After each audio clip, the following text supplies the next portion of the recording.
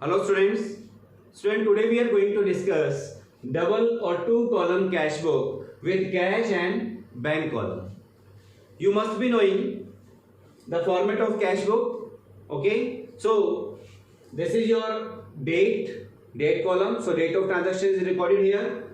Particular receipts, whatever amount you receive, जो भी आपको मिलता है that would be recorded in debit side and payments are recorded in credit side. Okay. This is your ledger folio.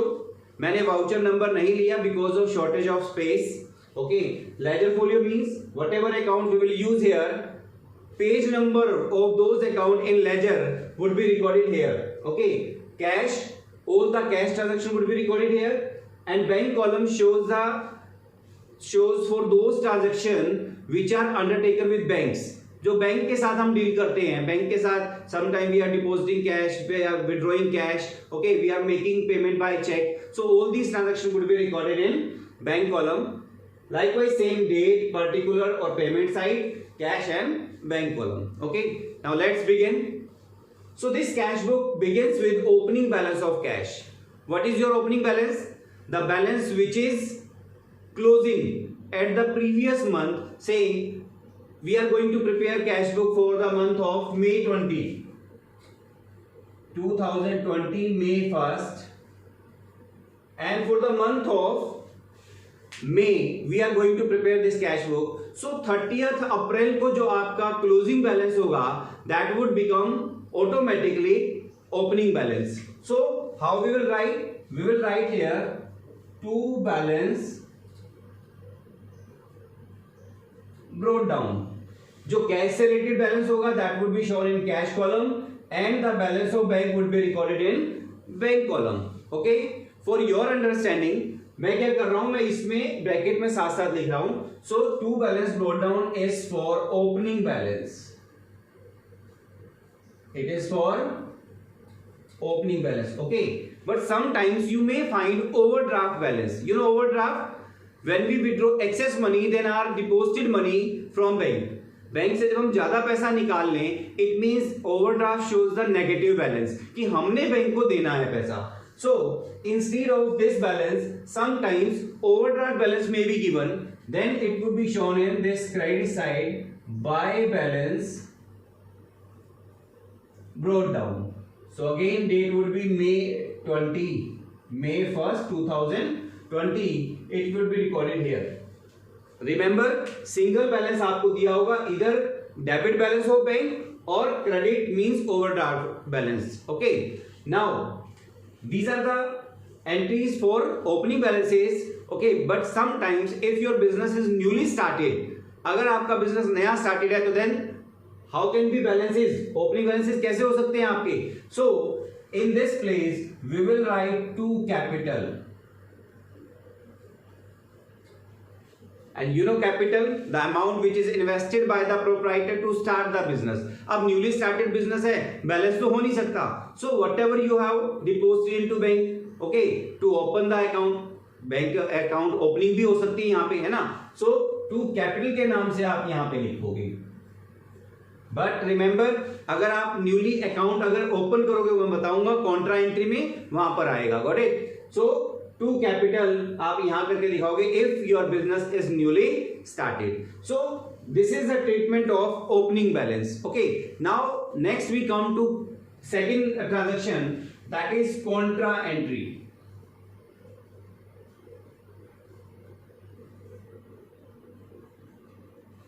You know contra entry?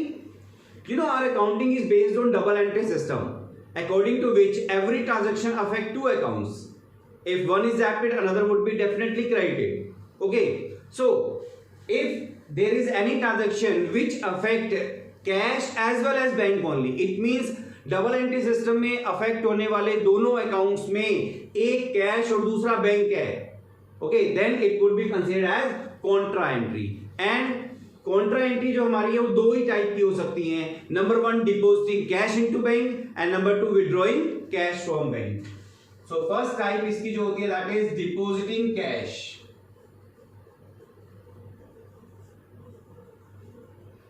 Depositing cash into bank. So अगर आपने bank में cash deposit कराया तो then it would be considered as contra entry. How you will record? Student remember one thing, एक चीज mind में बहुत अच्छे से सेट कर लो. Basic logic of preparing this cash book, आपने रियल अकाउंट भी पढ़ा, debit what comes in, credit what goes out. जो कैश पे अप्लाई होगा बैंक के लिए अलग से अप्लाई होगा.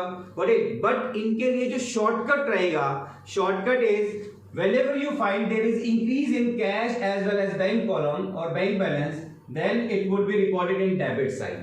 Got it? अगर आपको लगता है किसी भी ट्रांजैक्शन से आपका जो कैश या बैंक का बैलेंस इंक्रीज हो रहा है, then it would be recorded in debit side. Okay, ये माइंड में सेट कर लो, बहुत इजी हो जाएगा हमारे लिए कैश को. And if you find that there is decrease in cash balance as well as bank balance, then it would be shown in this credit side. Okay, so remember this plus and minus sign. चलिए, now transaction is depositing cash into bank. आपने bank में cash deposit कराया, so आप बताइए कि what is increasing and what is decreasing? क्या increase हो रहा है? Definitely when you deposit money into bank, तो bank balance will be increased. So it is a very good method कि आप पहले देखो कि इंक्रीज क्या हो रहा है. आपका इंक्रीज हो रहा है बैंक, सो बैंक में यहाँ पे एंट्री डाल दो, अमाउंट डाल दो. Suppose you have deposited ₹5,000, then 5,000 आप यहाँ पे नोट कर दीजिए. ओके, और दूसरी तरफ डिक्रीज क्या होगा आपसे? whenever you deposit cash into bank, then cash would be decreased. So आप कैश के क्रेडिट में डाल दो 5,000. ओके, अब एक चीज और ध्यान रखना कि आपके अकाउंट में कभी भी आपका नाम नहीं आ सकता. Got it? So ऐसे ही बैंक के अकाउंट में कभी भी बैंक नहीं लिखा जाएगा. So you will write reverse.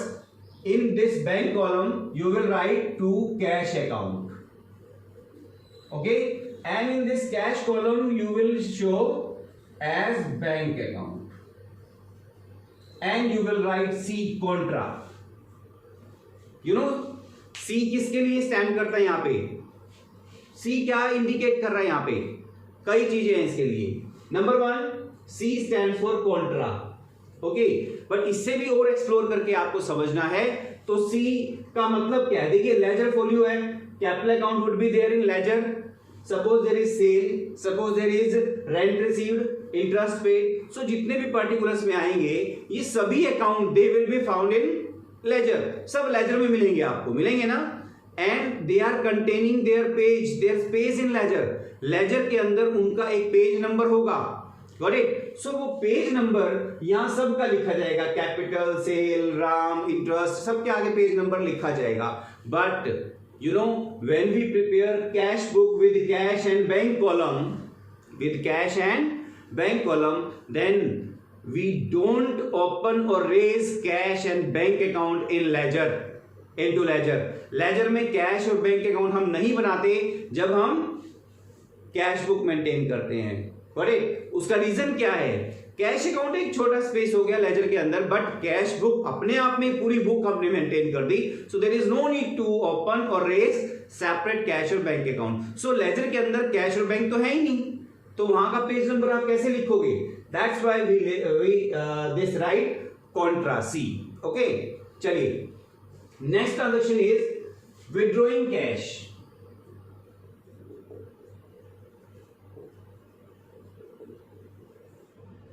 Withdrawing cash from bank for office use. Remember, हमने बैंक से कैश निकाला, but we are withdrawing this cash for office use. Okay, then it will be the part of contra entry. So आपने bank से पैसा निकाला.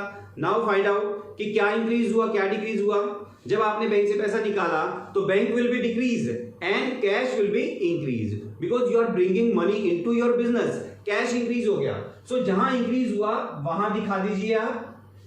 Cash increase हो रहा है, कैश में दिखा दो. Suppose you have withdrawn 1,000, so 1,000 would be recorded in cash column.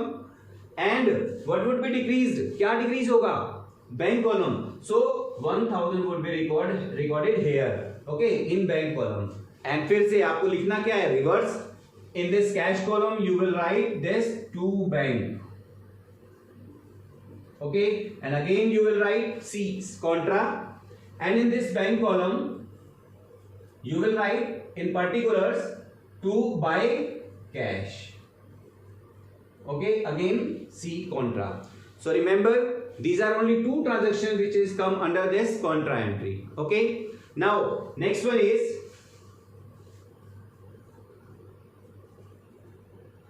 withdrawing cash for personal use. Now suppose you have withdrawn money but for personal use. अब प्रोप्राइटर ने अपने पर्सनल यूज के नहीं निकाला पैसा बैंक से, तो क्या होगा? Definitely your bank will be reduce. But पैसा गया कहाँ? बिजनेस में नहीं आया आपकी बार, वो पर्सनल उसके अकाउंट में गया, उसके घर गया. So only bank would be decrease here. So here in bank column, क्योंकि डिक्रीज हो रहा है तो कहां जाएगा? क्रेडिट साइड में. We will write in bank column and by what is the source? Drawing. So by drawing would be written in particulars column. Okay, by drawing करके आप यहां पर दिखा दोगे. Got it? चलिए नेक्स्ट जो आता है that is making payment by check.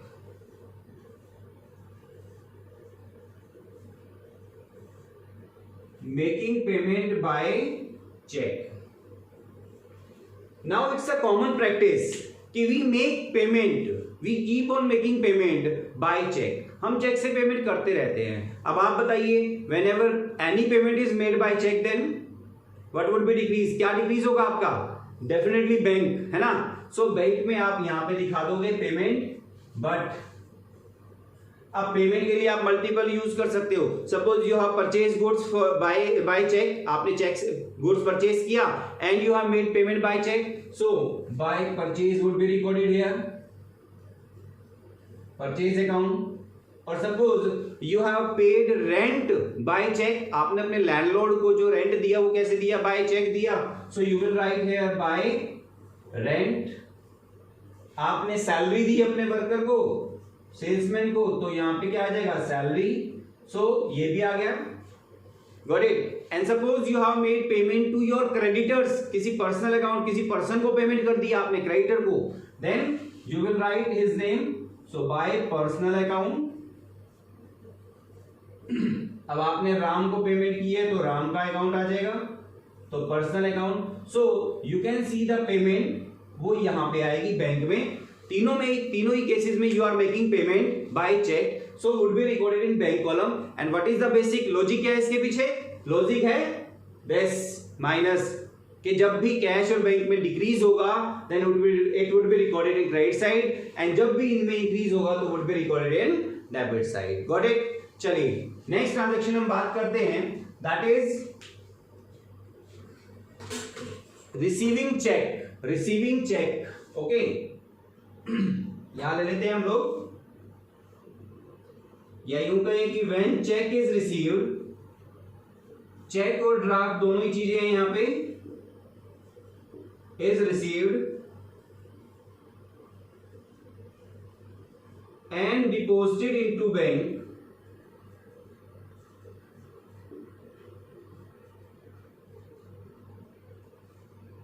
On the same day.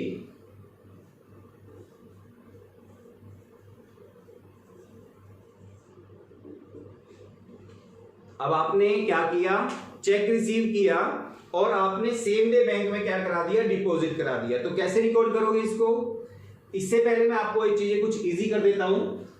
Suppose आपने ये जो हमने लिया था कॉन्ट्रा एंट्री, यहां पे आपके अंडरस्टैंडिंग में लिख रहा हूं, यहां लिखोगे आप डिपॉजिटिंग कैश. ओके, यहां आपने क्या किया? विड्रॉ किया, तो कैश विड्रॉन.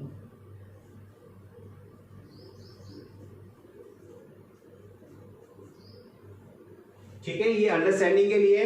सेम 5000 जो आपने विड्रॉ किया था यहां पे लिख लो cash deposited.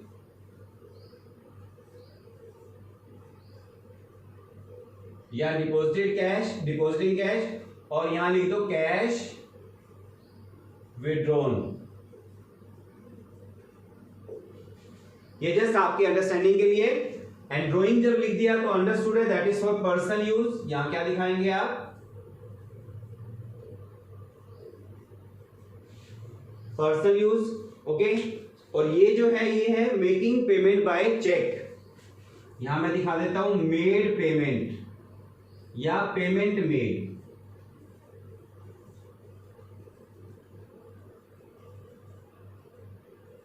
Bye cheque. So bracket वालों को आपने लिखना नहीं है बेटा, नरेशन में आपको पर्टिकुलर लिखना नहीं है, that is just for your understanding कि आपको पता लग जाए कि ये बैंक किसके लिए है, for depositing cash into bank है, करेक्ट। और यहां पे कैश क्यों है, for withdrawing cash from bank है। ये किसके लिए है, payment made by cheque, if any payment is made by cheque then would be recorded here. तो ये जस्ट आपकी अंडरस्टैंडिंग के लिए मैं लिख रहा हूं, करेक्ट। चलिए नेक्स्ट हमारी ट्रांजेक्शन, व्हेन चेक और draft is received and deposited into bank on the same day. It's a common practice कि हमें चेक मिलते रहते हैं। अब हमें चेक मिला या ड्राफ्ट मिला and we have deposited into bank on the same day, उसी दिन बैंक में हमने जमा करा दिया। सो कैसे लिखेंगे हम लोग, आप बताइए। आपको चेक मिला और आपने डिपॉजिट करा दिया बैंक में, तो क्या इंक्रीज होगा, डेफिनेटली आपका बैंक बैलेंस इंक्रीज हो जाएगा। So you will record in this bank column this transaction, आप यहां लिखोगे इसे एंड किस नाम से लिखोगे, टू पर्सनल अकाउंट। अब आप बताइए, जरूरी थोड़ा पर्सनल अकाउंट से, you have just received cheque, there may be different sources for receiving cheque. You have received check from Ram suppose or Hari suppose, okay, and you have received check for cash cash sale, आपने cash में cell किया और बदले में आपको cheque मिला, okay. And suppose you have lent some money to someone, आपने किसी को पैसा उधार दे रखा है, then you can receive interest by check. So any source, due to any source you may receive check, okay. So personal account भी हो सकता है, here you can write to sales account, और सेल्स अकाउंट कब होगा, ये for cash sales होगा, है ना। और here you can write to interest received,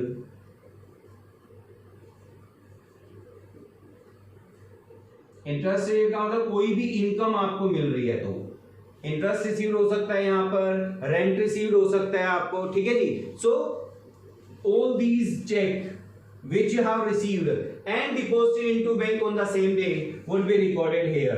Suppose मैं कहता हूं कि आपको चेक जो मिला that is for 7,000. You have received check for 7,000. Okay. Remember one thing more. Suppose आपको चेक तो मिला but you have allowed some discount. Suppose आपको ट्रांजेक्शन दी है कि received check from X, received check from X for ₹7,000 in full settlement of ₹7,500.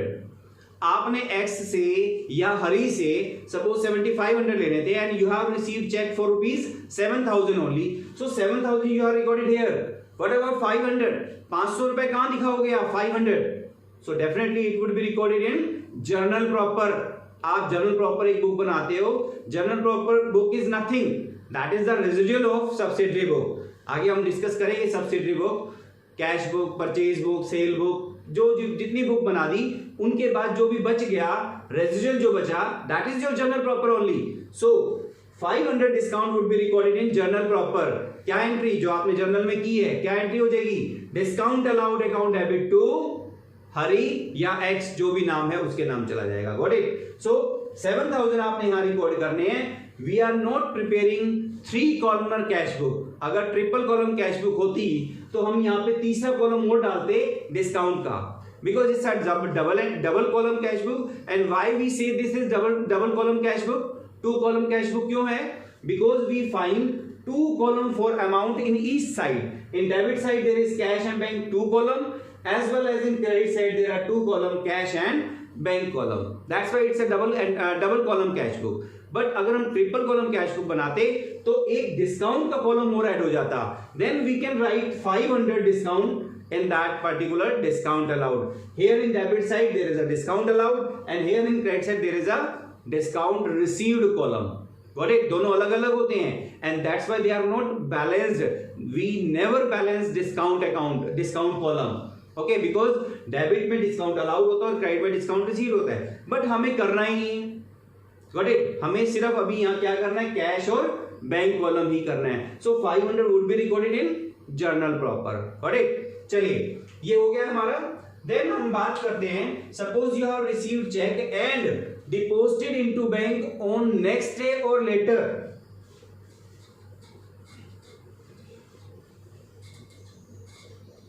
Now we are writing another transaction which is most important और definitely आपके जो exam में है वो Contra entry जरूर मिलेगी आपको, है ना, कॉन्ट्रा एंट्री जरूर मिलेगी आपको और आपको ये चेक रिसीविंग की एंट्री भी जरूर मिलेगी.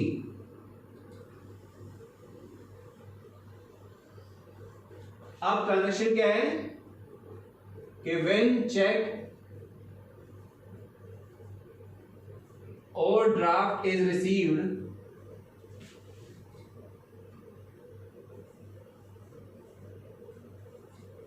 and deposited into bank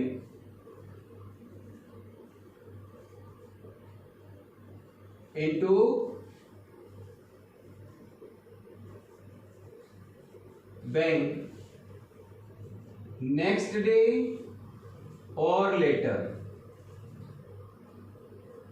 Now again you have received check.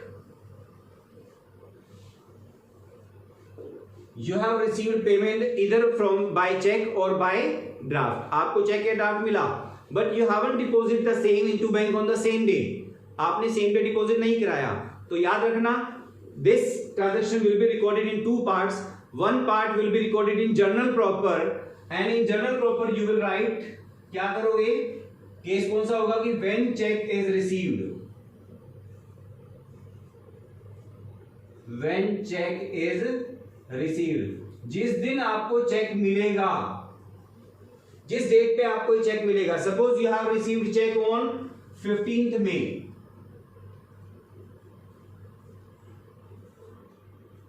May 15, 2020 you have received check. Then you will pass entry in journal proper and that entry would be checks in hand account debit to. ये सारे sources, suppose आपको personal account से मिला तो to personal account and suppose you have received cheque against sales then to sales account. Interest है तो to interest, rent मिला तो to rent. Okay, so this entry would be recorded on 15th May in journal proper. Okay, this transaction would not be recorded on 15th May in cash book because ना तो हमारा कोई cash increase हो रहा है और ना ही bank increase हो रहा है. Got it. सो हमने सिर्फ जर्नल प्रॉपर में रिकॉर्ड किया. But now suppose on 17th May और suppose on 18th May you have deposited into same cheque into bank. आपने अब 18th May को डिपॉजिट करा दिया. सो ऑन May 18, 2020 कब, व्हेन अबव, ये ऊपर वाला चेक जो है, cheque is deposited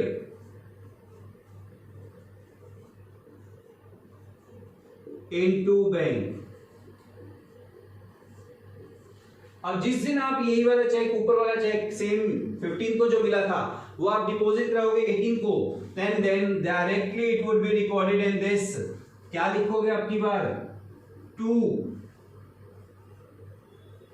checks in hand account and now you will increase your bank column. अब आपका बैंक कॉलम इंक्रीज हो जाएगा because you are depositing cheque into bank. तो सेम आपका यहां पर आ जाएगा. ये वाले ट्रांसफर मैंने इसलिए एरो लगा दिए यहां पर. तो कौन सी डेट पे, डेट भी मेंशन कर देना यहां पे, May 18, May 18, 2020. This transaction will be recorded in directly bank column. Got it? So this is the case of check received and deposited into bank next day or later. Now next transaction is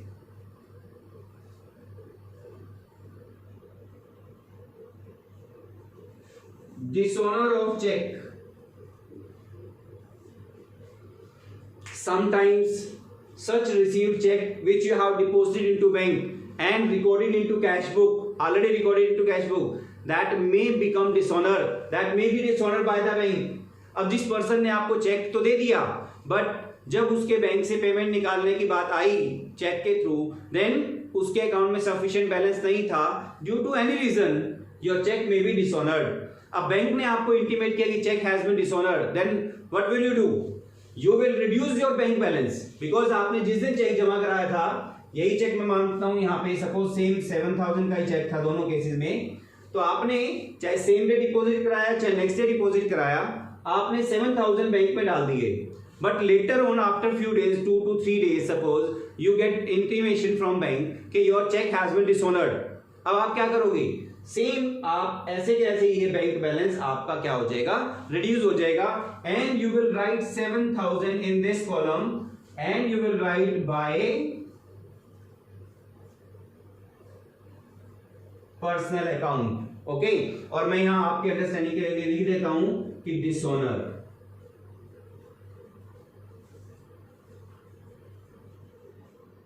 आपको पता लग जाएगा ये किस चीज के लिए किया मैंने? Dishonour of cheque 7,000। And remember one thing, अगर डिस्काउंट वाली बात होती तो which we have recorded in journal proper, then discount would be reversed, now entry would be reversed in journal proper. क्या करोगे? एंट्री वुड बी, सपोज मैंने बताया था हरी से चेक मिला या एक्स से मिला, now entry would be X और Hari account debit to discount allowed. Remember, discount receive नहीं करना आपको, क्या करना है? Discount allowed, because same discount allowed which you have debited earlier, you are just cancelling the same. Cancel कर रहे हो किस लिए भाई? पेमेंट तो उसने की नहीं, जब पेमेंट उसकी फेल हो गई तो किस चीज का डिस्काउंट वापस लेना है उससे, सो कैंसिल कर दो and entry would be reverse के Hari account debit to discount allowed 500 से, and 7,000 would be recorded here. Okay, so this is all about receiving check and depositing into bank and dishonor of check. Now next transaction, that is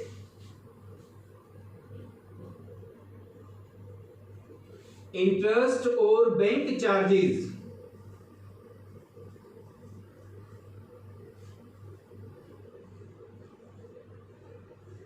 Charged by the bank. Now sometimes bank charge some interest. Suppose there is overdraft balance, आपका overdraft balance है तो then क्या करेगा bank? Bank charge some interest, okay? And you know bank provides services to its clients. तो services जब देता है तो for providing services bank charge some bank charges. तो बैंक चार्जेस हो या इंटरेस्ट हो, दोनों के लिए सेम ही ट्रीटमेंट है, इसलिए मैं यहां दिखा रहा हूं। आप बताइए कि बैंक जब भी आपसे चार्जेस लेगा and when ever he charge interest on your this credit और ओवरड्राफ्ट बैलेंस, देन आपका बैंक बैलेंस इंक्रीज होगा या डिक्रीज होगा? डेफिनेटली डिक्रीज होगा, बिकॉज बैंक आपके अकाउंट को कम कर देगा, आपके अकाउंट में से चार्ज कर लेगा। Got it? सो अगर डिक्रीज होगा तो कहां जाएगा? In this credit side by interest और बैंक चार्जेस।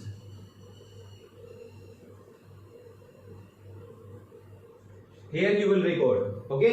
So यहां आ जाएगा। Now contrary to it, interest allowed by the bank.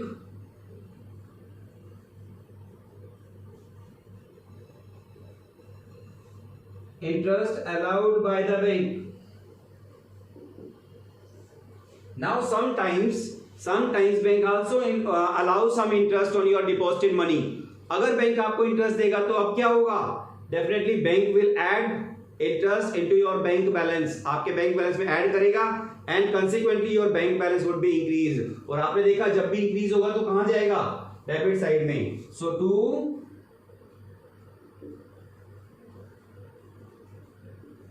interest account, okay, it would be recorded here.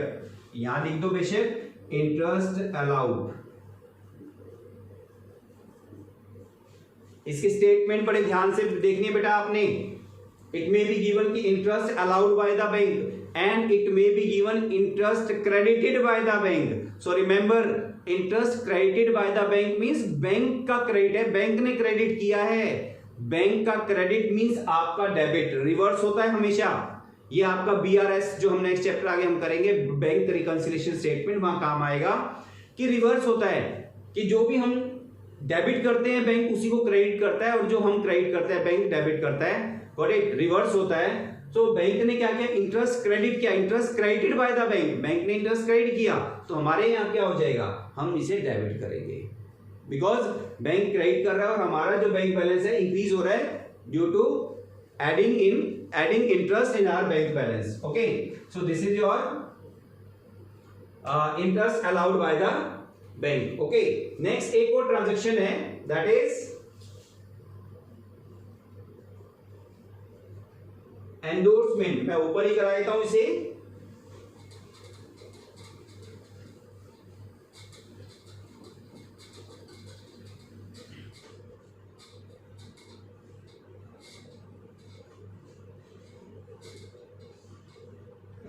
Endorsement of check.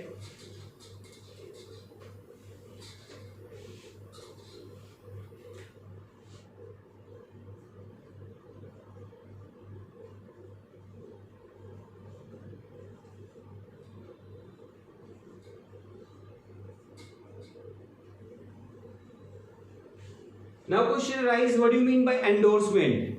देखिए होता क्या है, sometimes you receive cheque from someone, suppose you have received cheque from X. Okay, आपने cheque receive कर लिया X से, and same cheque you have transferred to Y. अब cheque मिला एक्स से और सेम टाइम आपके वाई आया और वाई ने कहा कि सर मेरे पैसे दो, he is your just creditor and he demand for his money. उसने कहा मेरे पैसे दो. You just show her your inability कि सर मेरे पास पैसे तो नहीं है, हाँ ये वाई का चेक, एक्स का चेक ले लो. तो मैंने क्या किया, वो चेक एक्स वाई को दे दिया, एक्स का चेक वाई को दे दिया.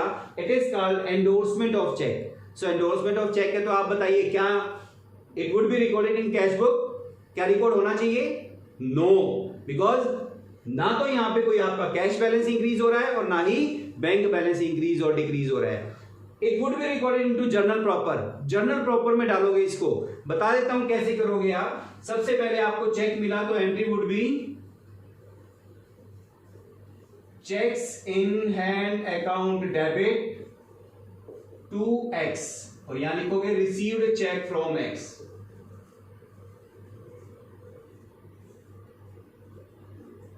ओके, नाउ व्हेन, ये तो हो गया कब, जब आप चेक रिसीव करोगे. और अब आता है कि when above cheque is endorsed.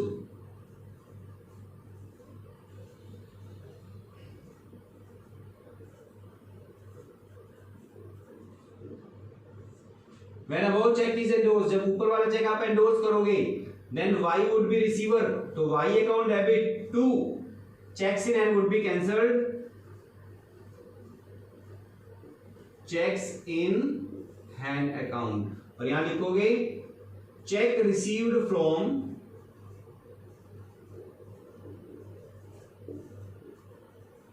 X endorsed to Y.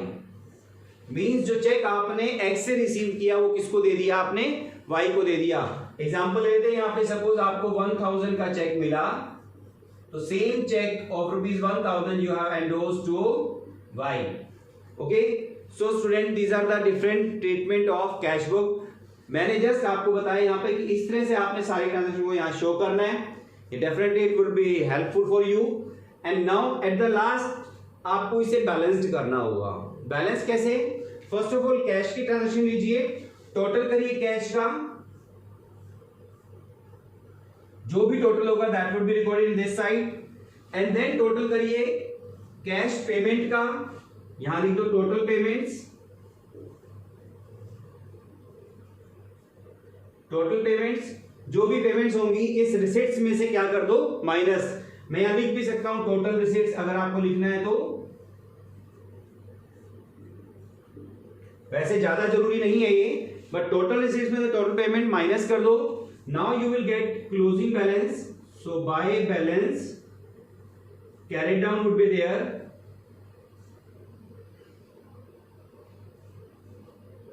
Okay. Now in this way your cash column will be balanced or closed.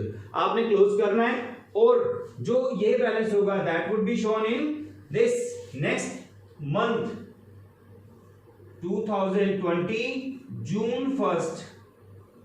June 1st को क्या लिखेंगे हम, to balance brought down.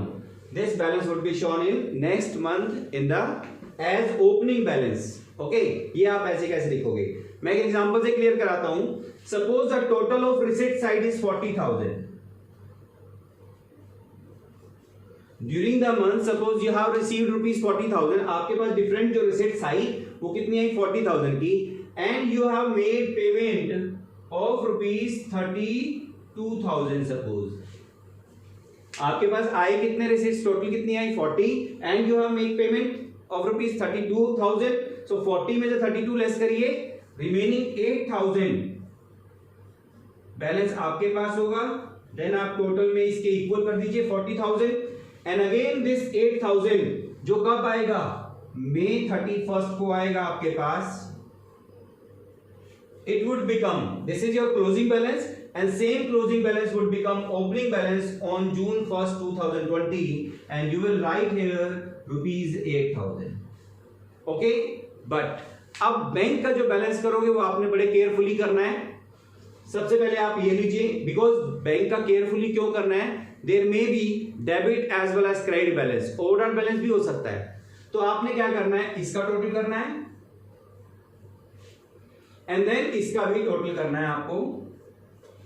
Okay, it would be better to make this total in rough. आप rough में करके देख लीजिए. अब सपोज ये डेबिट साइड आपकी ज्यादा है लाइक कैश, तो same would be recorded here. यहां पे सपोज आपका आया टोटल 60,000, टोटल आपने किया, मैंने एग्जांपल लिया, सपोज 60 आया, and here the total payment in through bank column is, suppose आपका आया 42,000. कितना आया 42,000, देन 60 में से 42 लेस करेंगे तो 18,000 balance would be shown here. 60,000 आप टोटल इक्वल कर देंगे, यहां पे 60 प्रॉपर हो गया, and again this closing balance would be shown here as opening balance on 1st June 2020. Got it? हो गया इतना clear? But remember there may be overdraft balance. Suppose यहां से रिवर्स हो गया, इस बैंक का यहां 60,000 आ गया total, and here the receipt mean debit side is total जो है दैट इज 42,000. अब उल्टा हो गया, यहां 60 है और यहां 42 है, then you will write to balance carried down, 18,000. Now this 18,000 would be recorded here. Just आप रिवर्स कर दोगे and by balance brought down will become opening balance, opening overdraft balance in the next month on June 1st 2020. Okay, that is about your cash book. Now you will solve different questions based on this treatment. Thank you.